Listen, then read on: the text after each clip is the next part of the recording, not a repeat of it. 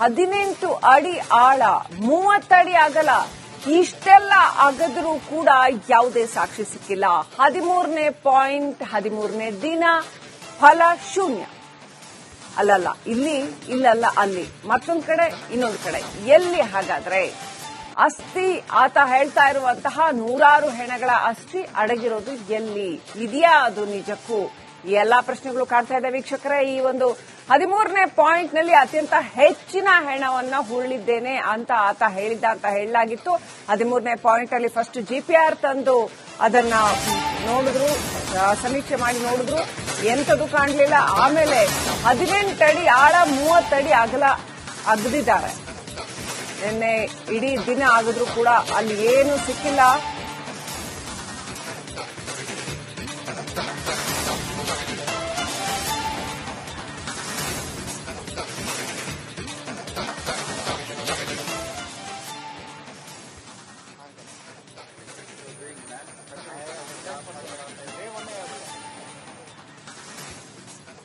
ಹದಿಮೂರು ದಿನಗಳು ಉರುಳಿದ್ರೂ ಕೂಡ ಆ ನಿಗೂಢ ವ್ಯಕ್ತಿಯ ಆರೋಪಕ್ಕೆ ಸಾಕ್ಷಿಗಳು ಸಿಗ್ತಾ ಇಲ್ಲ.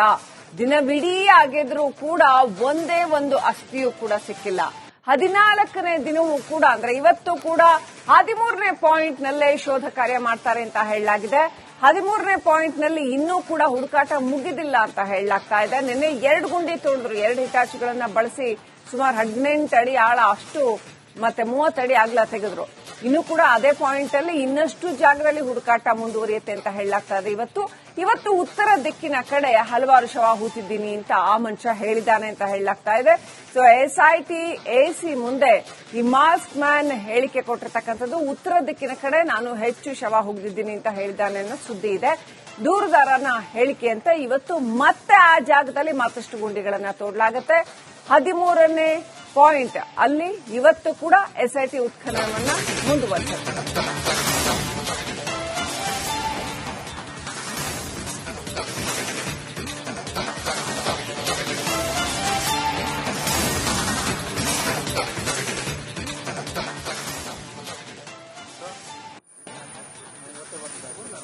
ಹದಿಮೂರನೇ ಪಾಯಿಂಟ್ ಅಲ್ಲಿ ಏನೋ ಸಿಕ್ಕೇ ಬಿಡುತ್ತೆ ಅಂತ ಹೇಳಲಾಗ್ತಾ ಇತ್ತು. ಬೇರೆ ಎಲ್ಲಾ ಕಡೆಗಳಿಗಿಂತ ಇಲ್ಲಿ ಆತ ಬಹಳ ಖಚಿತವಾಗಿ ಹೇಳ್ತಾ ಇದ್ದಾನೆ. ಇಲ್ಲಿಯೇ ಹೆಚ್ಚು ಹಣ ಹೂತಿದ್ದೇನೆ ಅಂತ ಹೇಳ್ತಾ ಇದ್ದಾನೆ ಅನ್ನುವಂತ ಮಾಹಿತಿ ಇತ್ತು. ಈಗ ನೋಡಿದ್ರೆ 13ನೇ ಪಾಯಿಂಟ್ ನಲ್ಲೂ ಕೂಡ ಏನು ಸಿಕ್ಕಿಲ್ಲ. ನೆಕ್ಸ್ಟ್ ಅಪ್ಡೇಟ್ ಪಡ್ಕೊಳ್ಳೋಣ. ನನ್ನ ಸಹೋದ್ಯೋಗಿ ನಾಗೇಂದ್ರ ಬಾಬು ಲೈವ್ ಕನೆಕ್ಟ್ ಆಗಿದ್ದಾರೆ. ನಾಗೇಂದ್ರ ಬಾಬು, ನಿನ್ನೆ ಇಡೀ ದಿನ ಏನೆಲ್ಲ ನಡೀತು ಬ್ರೀಫ್ ಮಾಡ್ತಾ ಹೋಗಿ, ಹಾಗೆಯೇ ಎಸ್ಐಟಿ ಅಧಿಕಾರಿಗಳು ಯಾವ ದಿಕ್ಕಿನಲ್ಲಿ ಈ ತನಿಖೆಯನ್ನ ಕೊಂಡೊಯ್ತಾ ಇದ್ದಾರೆ, ಒಂದು ಕಡೆ ಉತ್ಖನನ, ಮತ್ತೊಂದು ಕಡೆ ವಿಚಾರಣೆ ಹೇಗೆ ನಡೀತಾ ಇದೆ, ಇಷ್ಟೆಲ್ಲ ಆದರೂ ಕೂಡ 13, 14, 15 ಪಾಯಿಂಟ್ಗಳಾದರೂ ಕೂಡ ಏನೂ ಸಿಕ್ಕಿಲ್ಲ. ಇನ್ನೂ ಮತ್ತೆ ಮುಂದೆ ಅಗಿತಾ ಹೋಗ್ತಾರೆ, ಎಷ್ಟು ದಿನ ಅಗಿತಾ ಹೋಗ್ತಾರೆ. ಆಮೇಲೆ ಆ ಪಾಯಿಂಟ್ ನಂಬರ್ 6 ಅಲ್ಲಿ ಸಿಕ್ಕಿದ್ದಂತಹ ಮೂಳೆ ಇದೆಯಲ್ಲ, ಅದರ FSL ರಿಪೋರ್ಟ್ ಬಂದಿದೆಯಾ, ಡೇಟ್ ಅದರ ಏನು ಎಷ್ಟು ವರ್ಷದ ಹಿಂದೆ ಆಗಿದ್ದು ಆ ತರ ಏನಾದರೂ ಡೀಟೇಲ್ಸ್ ಬಂದಿದೆಯಾ, ತನಿಖೆ ಇನ್ನೂ ಎಷ್ಟು ದಿನ ಮುಂದುವರಿಯುತ್ತೆ, ಏನೆಲ್ಲ ಡೀಟೇಲ್ಸ್ ಇದೆ?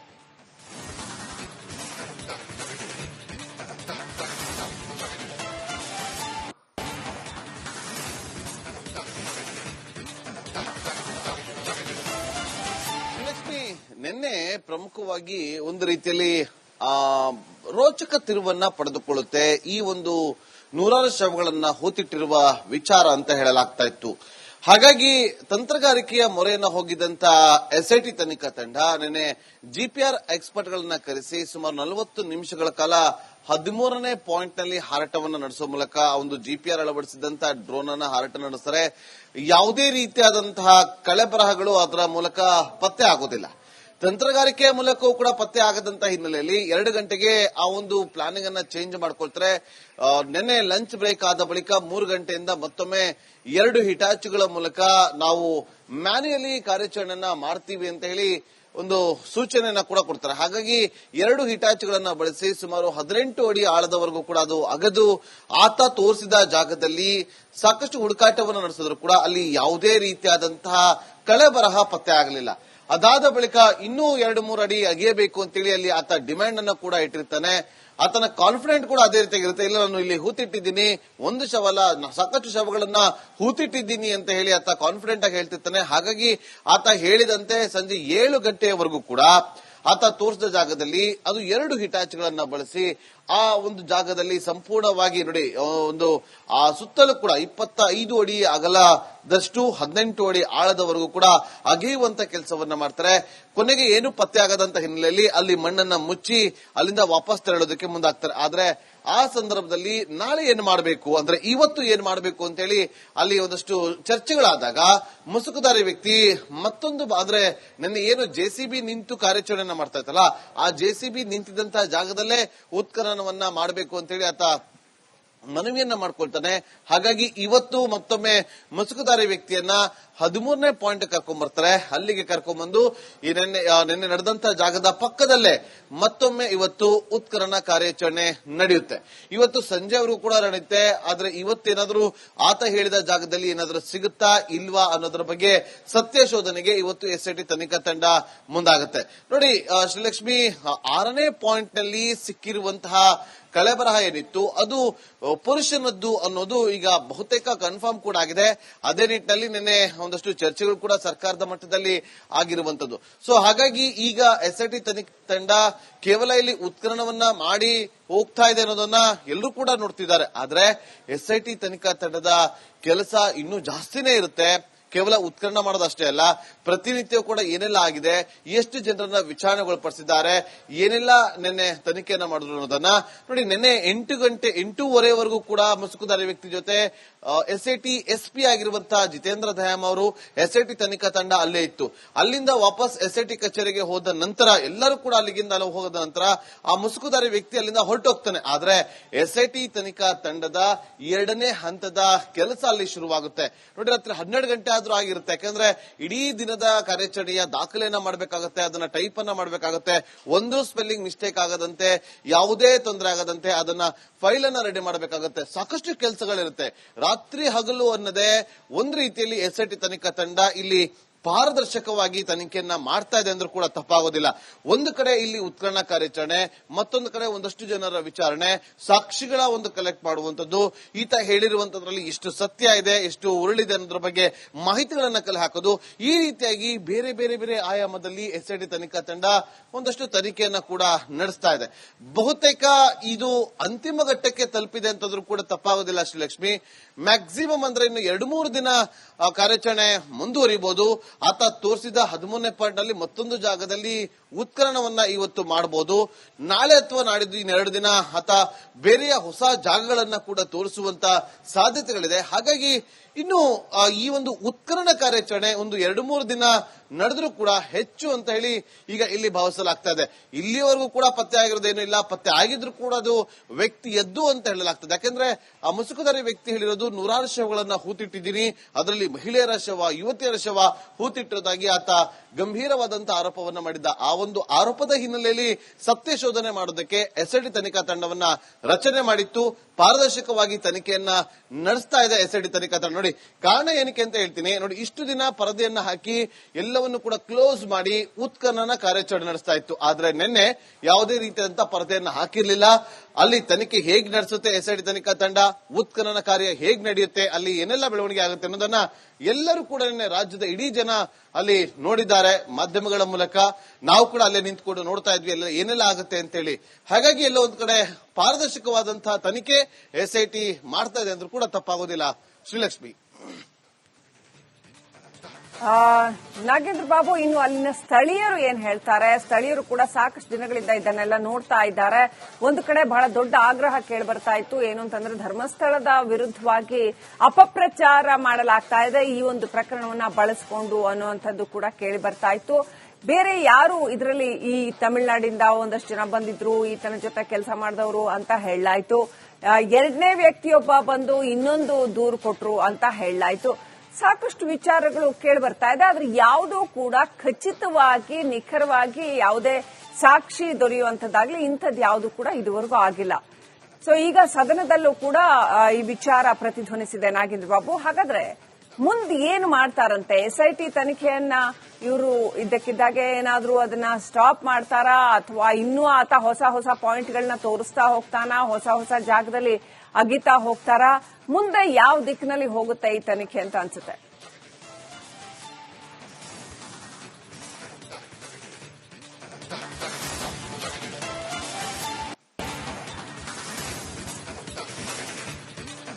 ನೋಡಿ, ಶ್ರೀಲಕ್ಷ್ಮಿ ಎಸ್ಐಟಿ ತನಿಖಾ ತಂಡವನ್ನ ರಚನೆ ಮಾಡಿದ ಬಳಿಕ ತನಿಖೆ ಸಂಪೂರ್ಣಗೊಳ್ಳುವವರೆಗೂ ಕೂಡ ಅದನ್ನ ಸ್ಥಗಿತಗೊಳಿಸೋದಕ್ಕೆ ಸಾಧ್ಯವಿಲ್ಲ. ಒಂದು ವೇಳೆ ಸರ್ಕಾರ ನಿರ್ಧಾರವನ್ನ ತೆಗೆದುಕೊಂಡು ಇಲ್ಲಿ ಸಾಕು ಎಸ್ಐಟಿ ತನಿಖಾ ತಂಡ ಇಲ್ಲಿಯವರೆಗೂ ತನಿಖೆ ಮಾಡಿರೋದು, ಇಷ್ಟು ದಿನ ಏನು ತನಿಖೆಯನ್ನ ಮಾಡಿದಿರಿ, ಏನೆಲ್ಲ ಮಾಹಿತಿಗಳನ್ನ ಸಂಗ್ರಹಿಸಿದಿರಿ, ಅದರ ಒಂದು ವರದಿಯನ್ನ ಕೊಡಿ ಅಂತ ಹೇಳಿದಾಗ ಸರ್ಕಾರ ಒಂದು ರೀತಿ ತೀರ್ಮಾನವನ್ನ ತೆಗೆದುಕೊಂಡಿದೆ. ಆದ್ರೆ ಅಲ್ಲಿಗೆ ಅವರ ಅಂದ್ರೆ ತನಿಖೆ ಸಂಪೂರ್ಣಗೊಳ್ಳುತ್ತೆ. ಆದ್ರೆ ಆ ಒಂದು ವರದಿಯನ್ನ ಸಿದ್ಧಪಡಿಸೋದಕ್ಕೆ ಸ್ವಲ್ಪ ಕಾಲಾವಕಾಶವನ್ನ ಕೂಡ ತೆಗೆದುಕೊಳ್ಳಲಾಗುತ್ತೆ. ಸತ್ಯ ಶೋಧನೆಯನ್ನ ಮಾಡಬೇಕು. ಜನರ ಹಿತರಕ್ಷಣೆಗಾಗಿ ಎಸ್ಐಟಿ ತನಿಖಾ ತಂಡ ಅವಶ್ಯಕತೆ ಇದೆ ಅಂತೇಳಿ ಅರಿತುಕೊಂಡು ರಾಜ್ಯ ಸರ್ಕಾರ ಎಸ್ಐಟಿ ತನಿಖಾ ತಂಡವನ್ನ ರಚನೆ ಮಾಡಿತು. ಅದೇ ನಿಟ್ಟಿನಲ್ಲಿ ಇಷ್ಟು ದಿನ ಎಸ್ಐಟಿ ತನಿಖಾ ತಂಡ ನಾನಾ ಆಯಾಮದಲ್ಲಿ ಟೆಕ್ನಿಕಲ್, ಸೈಂಟಿಫಿಕ್ ಆಗಿ, ಮ್ಯಾನ್ಯುಯಲ್ ಆಗಿ, ಫಿಸಿಕಲ್ ಆಗಿ ಒಂದಷ್ಟು ಮಾಹಿತಿಗಳನ್ನು ಸಂಗ್ರಹಿಸಿದೆ, ತನಿಖೆಯನ್ನು ಕೂಡ ಮಾಡಿದೆ. ಅದೆಲ್ಲಾ ವರದಿ ಕೂಡ ಪ್ರತಿನಿತ್ಯದ ತನಿಖೆಯ ಭಾಗದ ಒಂದು ವರದಿ ಸಿದ್ಧವಾಗುತ್ತೆ. ನೀವು ಕೇಳಿದ್ರೆ ಎರಡನೇ ದೂರುದಾರನ ವಿಚಾರ ಏನು ಅಂತೇಳಿ. ನೋಡಿ, ಎರಡನೇ ದೂರುದಾರನನ್ನ 2 ದಿನಗಳ ಕಾಲ ನಿರಂತರವಾಗಿ ಅಂದ್ರೆ ಬ್ಯಾಕ್ ಟು ಬ್ಯಾಕ್ ವಿಚಾರಣೆಯನ್ನ ಕೂಡ ಮಾಡಲಾಗಿತ್ತು. ಆತ ಕೊಟ್ಟಂತ ದೂರಿನ ಆಧಾರದಲ್ಲಿ ಯಾರೆಲ್ಲ ಇದ್ರು ಆ ಅಧಿಕಾರಿಗಳ ವಿಚಾರಣೆ ಆಗಿತ್ತು. ಆತನ ಜೊತೆಲಿ ಯಾರೆಲ್ಲ ಇದ್ರು ಅವರನ್ನ ಕೂಡ ಕರೆಸಿ ವಿಚಾರಣೆಗಳು ಪಡಿಸಲಾಗಿತ್ತು. ಎಲ್ಲೋ ಒಂದ್ ಕಡೆ ಎರಡನೇ ದೂರುದಾರ ಕೊಟ್ಟಂತಹ ದೂರಿನ ವಿಚಾರವಾಗಿ ಎಸ್ಐಟಿ ತನಿಖಾ ತಂಡ ಒಂದು ರೀತಿಯಲ್ಲಿ ಒಂದು ಪ್ರಮುಖವಾದಂತಹ ಘಟ್ಟ ತಲುಪಿದೆ ಅಂದ್ರೂ ಕೂಡ ತಪ್ಪಾಗೋದಿಲ್ಲ. ಅದರ ವರದಿ ಇನ್ನೊಂದು ಕೆಲವೇ ದಿನದಲ್ಲಿ ಸರ್ಕಾರಕ್ಕೆ ಕೊಟ್ಟರೂ ಕೊಡಬಹುದು. ಆ ನಿರೀಕ್ಷೆ ಕೂಡ ದಟ್ಟವಾಗಿದೆ. ಯಾಕೆಂದ್ರೆ ಆತ ಕೂಡ ಹೇಳಿದಂತೆ ತಾನು ತೋರಿಸುವಂತಹ ಜಾಗದಲ್ಲಿ ಅಲ್ಲಿ ಉತ್ಖನನವನ್ನ ಮಾಡಿ ಅಲ್ಲಿ ನೀವು ಮಣ್ಣನ್ನ ತೆಗಿರಿ. ಅಲ್ಲಿ 15 ವರ್ಷಗಳ ಹಿಂದೆ, ಬಹಳ ವರ್ಷಗಳ ಹಿಂದೆ 15ರಿಂದ 16 ವರ್ಷದ ಆಸುಪಾಸಿನ ಯುವತಿಯನ್ನ ಸಬ್ ಇನ್ಸ್ಪೆಕ್ಟರ್ ಒಬ್ರು ಹೂತಾಕ್ತಾ ಇದ್ರು, ನಾವು ಕಣ್ಣಾರ ಕಂಡಿದ್ದೀವಿ, ನಾನು ಜೀವಂತ ಸಾಕ್ಷಿ ಅಂತ ಹೇಳಿಕೊಂಡು ಬಂದು ದೂರನ್ನ ಕೊಟ್ಟಿದ್ದ. ಹಾಗಾಗಿ ಅಲ್ಲಿ ಹೋಗಿ ಆತ ತೋರಿಸಿದ ಜಾಗದಲ್ಲಿ ಅಲ್ಲೂ ಕೂಡ ಉತ್ಖನನವನ್ನ ಮಾಡ್ತಾರಾ, ಅಥವಾ ಆತ ಹೇಳ್ತಿರೋದು ನಿಜಾನ, ಅಥವಾ ಆ ದೂರನ್ನ ಕೊಟ್ಟಿರುವಂತಹ ದೂರುದಾರ ಹೇಳ್ತಿರೋದು ಸುಳ್ಳ ಅನ್ನೋದ್ರ ಬಗ್ಗೆ ಒಂದಷ್ಟು ತನಿಖೆಯನ್ನ ಮಾಡ್ತಿರುವಂತಹ ಎಸ್ಐಟಿ ತನಿಖಾ ತಂಡ ಆ ಜಾಗಕ್ಕೆ ಹೋಗ್ತಾರ ಇಲ್ವಾ ಅನ್ನೋದು ಒಂದು ಕಡೆ ಕುತೂಹಲ ಕೇಳಿಸುತ್ತೆ. ಇದೆಲ್ಲದರ ನಡುವೆ 1986ರಲ್ಲಿ ಮೃತಪಟ್ಟಿದ್ದಂತಹ ಪದ್ಮಲತಾ ಸಹೋದರಿ ಕೂಡ ಇಂದ್ರಾಣಿ ಅವರು ಕೂಡ ಬಂದು ನಮ್ಮ ಕೇಸನ್ನ ಕೂಡ ತೆಗೆದುಕೊಳ್ಬೇಕು, ಅದು ಕೇಸನ್ನ ರೀಓಪನ್ ಮಾಡಬೇಕು ಅಂತೇಳಿ ಅವರು ಕೂಡ ಮನವಿಯನ್ನ ಮಾಡ್ಕೊಳ್ತಿದ್ದಾರೆ. ಹಾಗಾಗಿ ಇದೆಲ್ಲದ ಜೊತೆ ಮಾವುತ ಕುಟುಂಬದ ವಿಚಾರವಾಗಿ ಕೂಡ ಕೇಸನ್ನ ಎಸ್ಐಟಿ ತಗೋಬೇಕು ಅಂತೇಳಿ ಅದು ಒಂದು ಕೂಡ ಪ್ಲಾನಿಂಗ್ ಆಗ್ತಾ ಇದೆ. ಹಾಗಾಗಿ ಎಸ್ಐಟಿ ಏನು ಮಾಡಬಹುದು, ಏನ್ ಮಾಡುತ್ತೆ, ಯಾವ ಕೇಸನ್ನು ನಡೆಸುತ್ತೆ ನೋಡಿ. ಈಗ ಇರುವಂತದ್ದು 100 ಶವಗಳನ್ನ ಹೂತಿಟ್ಟಿದ್ದೀವಿ ಎನ್ನುವ ವಿಚಾರ, ಅದನ್ನ ಪ್ರತಿನಿತ್ಯವೂ ಕೂಡ ಹೂತಿಟ್ಟು ಅದನ್ನ ಮಣ್ಣನ್ನ ತೆಗೆದು ಅಲ್ಲಿ ಹೂತಿಟ್ಟಿದ್ದಾನ ಇಲ್ವಾ ಅನ್ನೋದನ್ನ ಸತ್ಯಶೋಧನೆ ಮಾಡ್ತಾ ಇರುವಂತಹ ಎಸ್ಐಟಿ ತನಿಖಾ ತಂಡ ಒಂದು ಕಡೆ ಆದ್ರೆ, ಮತ್ತೊಂದು ಕಡೆ ಇವತ್ತು ಧರ್ಮಸ್ಥಳದ ಸುತ್ತಮುತ್ತಲೂ ಕೂಡ ಚರ್ಚೆಗಳಾಗ್ತಾ ಇತ್ತು. ಈತ ಎಲ್ಲೋ 100 ಶವಗಳನ್ನ ಹೂತಿಟ್ಟಿದ್ದೀನಿ ಅಂತ ಹೇಳ್ಕೊಂಡು ಬಂದಿದ್ದಾನೆ, ಏನ್ ಆಗಬಹುದು, ಏನಿರ್ಬೋದು ಮಣ್ಣಿನ ಅಡಿಯಲ್ಲಿ ಸತ್ಯಾಂಶಗಳು ಅನ್ನೋದನ್ನ ಒಂದಷ್ಟು ಕುತೂಹಲಕ್ಕೆ ಕಾರಣವಾಗಿತ್ತು. ಧರ್ಮಸ್ಥಳದ ಸ್ಥಳೀಯರಲ್ಲೂ ಕೂಡ ಒಂದಷ್ಟು ಆತಂಕ ಇತ್ತು, ಈತ ಹೇಳ್ತಿರೋದು ಏನು ಅಂತೇಳಿ. ಆದ್ರೆ ಯಾವಾಗ ಧರ್ಮಸ್ಥಳದ ಕೆಲ ನಿವಾಸಿಗಳು ಹೋಗಿ ಒಂದು ಎಸ್ಐಟಿಗೆ ಒಂದು ಮನವಿಯನ್ನ ದೂರನ್ನ ಕೊಡ್ತಾರೆ, ಈತ ಯಾರು ಅನ್ನೋದು ನಮಗೆ ಗೊತ್ತಿರುವಂತ ವಿಚಾರ, ಆತ ಯಾರು, ಆತ ಅಪರಿಚಿತ ಅನ್ನೋದು ನಮಗೇನು ಹೊಸ್ತೇನಲ್ಲ. ಜೊತೆಗೆ ಆತ ಇಲ್ಲಿ ಏನ್ ಕೆಲಸವನ್ನ ಮಾಡ್ತಾ ಇದೆ ಅಂದ್ರೆ, ಯಾರು ಮುಸುಕುದಾರಿಯ ವ್ಯಕ್ತಿ ಇದ್ದಾನೆ ಆ ಮುಸುಕುದಾರಿ ವ್ಯಕ್ತಿ ನಮಗೆ ಗೊತ್ತು. ಆ ವ್ಯಕ್ತಿ ಇಲ್ಲಿ ಏನೆಲ್ಲ ಕೆಲಸ ಮಾಡ್ತಿದ್ದ, ಆ ವ್ಯಕ್ತಿ ಎಲ್ಲೆಲ್ಲಿ ಹೋಗಿ ಶವವನ್ನ ಹೂತಿಡ್ತಿದ್ದ, ಅದೆಲ್ಲ ಧರ್ಮಸ್ಥಳದವರಿಗೆ ಗೊತ್ತಿದೆ.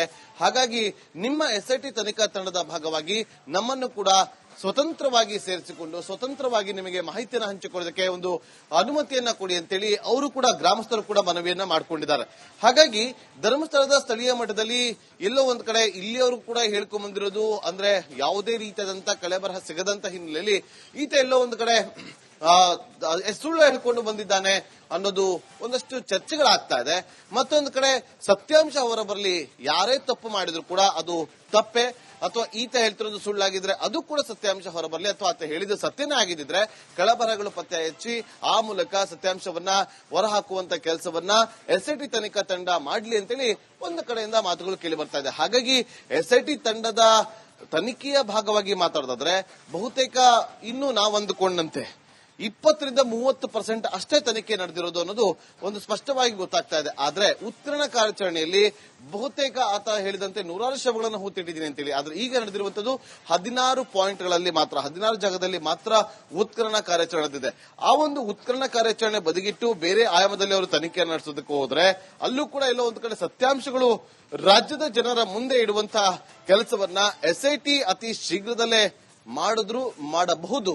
ಆ ವಿಚಾರ ಕೂಡ ಇಲ್ಲಿ ಹೊಸತೇನಲ್ಲ. ಆದ್ರೆ ಸ್ಪಷ್ಟವಾಗಿ ಎಸ್ಐಟಿ ಎಂದು ತಮ್ಮ ಕಾನ್ಫಿಡೆಂಟ್ ಆಗಿ ಪಾರದರ್ಶಕತೆಯಿಂದ ತನಿಖೆಯನ್ನ ಮಾಡ್ತಾ ಇದೆ Srilakshmi. Right, thank you Nagendra Babu ಡೀಟೇಲ್ಸ್ಗಾಗಿ.